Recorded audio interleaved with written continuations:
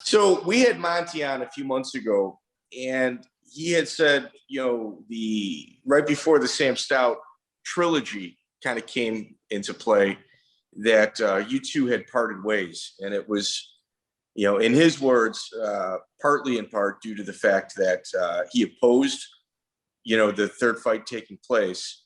Who did you pick up as a manager after you had departed with Monty? Mickey Derberly. Okay.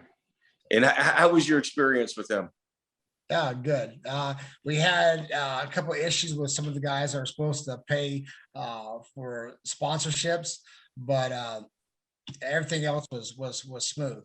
But a couple of the guys, their company went under, but yet they were still trying to sponsor and get in the UFC, and so it was a kind of a cluster with that part. All right. So what happens, Chris, is toe to toe, and it was just kind of like biker letter toe. Yeah, I remember the number 2 biker letter toe. They sponsor Spencer, and they owed you quite a bit of money, from what I understand. Am I correct? Yes. Do you recall the amount? No, I don't. Not offhand, I don't. It was like 15 grand or something, like probably north of 15 grand. Oh, she said it was 30 or 40 grand. Oh my God. So you have to die. Yeah. Well, and you know what?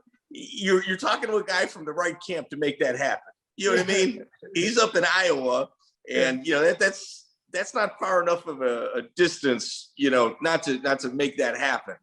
So toe to toe, they owed you money for about a year.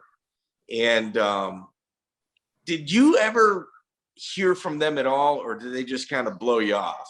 A guy did a radio podcast, and I called in, and he got off. As soon as I called in, he was on. He was in a podcast, and they brought me on, and he literally got off the phone as soon as I got on.